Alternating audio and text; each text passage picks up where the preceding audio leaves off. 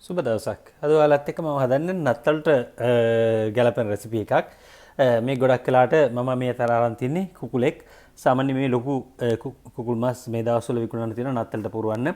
මේ වගේම කලුකුන් මස් පුරවන්න පුළුවන්. එහෙම නැත්නම් තාර මස් පුරවන්න පුළුවන්.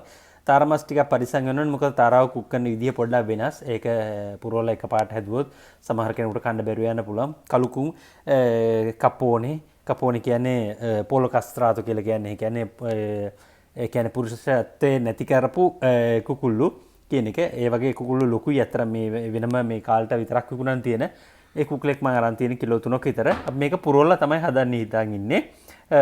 ඒකට මම පුරවන්න හිතන් ඉන්නේ සල්සිච්චා. එහෙම නැත්නම් සොසේජ් රෝ සොසේජස් එකකින් අඹර මස් ග්‍රෑම් 250 250 වගේ අරන් තියෙනවා. පාන් කුට්ටියක් අරන් තියෙනවා. මෙතන මම ගම්බිරිස් කුඩු ලුණු කුඩු 3-5 කුඩු මේ ಜಾති ටික ටික අරන් තියෙනවා. කිරි ටිකක් කරන් තියෙනවා. මේ ටික තමයි එකට අනන්නේ. ඊට පස්සේ මම මේකේ පිටට දාන්න තමයි පිට සුවඳ හිටින්න ගන්න තමයි මේ දේවල් ටික ලෑස්ති කරන් තියෙන්නේ. මෙතන තියෙනවා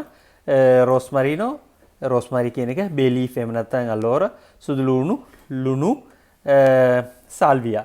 සාල්වියා කියන එක සේජ් කියලා කියන්නේ සමහර ඉංග්‍රීසි වලින්.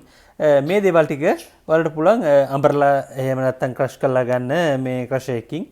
එහෙම කරාම මේකට අපි කියන්නේ කොන්චා කියලා. මම ඒක හදාගෙන තියෙන ගොඩක් වෙලාට. එහෙම නැත්නම් කෙනෙකුට එහෙම ක්‍රෂ් කරන්න නැති වුණත් මේක පොඩියට කඩලා වුණත් අන්තිමට දාන්න පුළුවන්. සුදුලුණු පොඩක් චූටියට කපලා වගේ.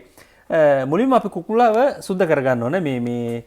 මේ ඉතුරු වෙලා තියෙන මවිල් ගතිය, මේ කියන්නේ තටු, ඒ වගේ දේවල් තියෙනවා නම් ඒ ඔක්කොම අයින් කරගෙන සුද්ධ කරගෙන මේ පස්සපැත්ත කපලා ඒ වගේ කල්ලි වරලා අපි ඊළඟ කොටසට යමු. දැන් ඔයාලට පේනවා මම කුකුල හොඳට සුද්ධ කරගෙන මේ වගේ ඇතුළ ඇරෙන විදිහට හදාගෙන තියෙන්නේ. හොදලා සුද්ධ කරලා තෙත මාත්තු කරලා මම අර කියපු හර්බ්ස් ටික කොටලා මේ වගේ තියෙන එක සුදු ලුණු බිකයි මම ඒකට දාලා කෙටුවේ. මේකට අපි කියන්නේ කොන්චා කියලා මෙහෙම හදාගන්න මිශ්‍රණයට. ඊට අමතරව සුදු ලුණු බිද්දයක් මම වෙනම නිකන් තියන් ඉන්නවා. ඒ දෙක මම මේ හොදපු කුකුල් මස් තියෙන භාජනයට දානවා. කෙනෙකුට ඕනම් පුළුවන් මේකත් එක්ක අල වුණත් වටේට දාලා බේක් කරගන්න. ඇත්තට මොකද මේ කුකුල් මස් වලින් එන සාරයත් එක්ක අලාපුවම හරිම රසයි. දැන් අපි මේකෙන් මේ ඇතුළට පුරවන මිශ්‍රණය හදාගමු. මම මෙතන මේ සොසේජස්, අඹරු මස්, ලුණු, ගම්බිරිස් 3-5, කිරි, පාන් කුඩු මේ දේවල් ටික දාලා තිනවා. වලට පුළුවන් කුකුල් මස් වගේ දෙයක් දාන්න. මේකට කැමති එළවලුවක් කලවම් කරන්න. ඒ වගේ කැමති දෙයක් වල කලවම් කරලා ඕනම් බිත්තරයක් එහෙම කලවම් කරන්න පුළුවන්. කලවම් කරලා මිශ්‍රණයක් මේක අනලා හදාගමු. අපි බලමු මේක හදාගත්තට පස්සේ කොහොමද පේන්නේ කියලා. අපි දැන් මේ මිශ්‍රණය හදාගෙන ඉවරයි. අපි මේ හදාගත්ත මිශ්‍රණය මේ කුකුලාගේ මේ වගේ ඇතුළට දාලා පුරවගමු. ඊට පස්සේ බලමු අපි මොනවද කරන්න තියෙන්නේ කියලා. දැන් ඔයාලට පේනවා මම මේක මස් පුරවලා කකුල නූලකින් ගැට ගහලා තියෙන්නේ එළියට එන්නේ නැති වෙන්න. මේ වගේ කරලා තියෙන්නේ. මේකට පොඩි වෙනස්කම් ටිකකුත් කරන්න උනා. මොකද අපි පොඩි අය අල ඉල්ලුවා. අලත් එක්ක කුකුල් මස් කාලා පුරුද්දට අල දාන්න බැරිද කියලා ප්‍රශ්නයක් නැහැ. මම මේ වගේ අලගෙඩි දෙකකුත් ලොකු කෑලි වලට පොඩි කෑලි වලට කපන්න එපා. මොකද මේ කුකුලා බේක් වෙන්න ටිකක් වෙලා යනවා. මුණොත් අල ඕනට වැඩි කුක් කරන හින්දා ටිකක් ලොකුවට කපලා දාන්න මේ වගේ.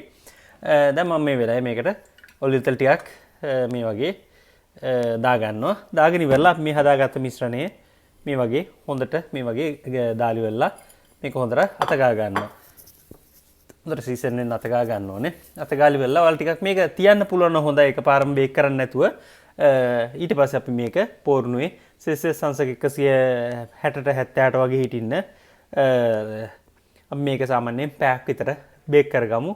ගොඩාක් වැඩි ගින්දරේ නෙවෙයි. පොඩ්ඩක් ඔයාලා බලන්න භාගයට බේක් වෙදි සාමාන්‍ය පැය භාගයක් විතර ඇද්දි කොහොමද පේන්නේ රන්වන් පාට වෙලා වගේ නැත්තම් පොඩ්ඩක් ගින්දර කියන්නේ රස්නේ වැඩි කරලා පොඩ්ඩක් රන්වන් පාට වෙන්න අරින්න. ඊට පස්සේ බලමු මේක කුක් වුණාට පස්සේ කොහොමද පේන්නේ කියලා.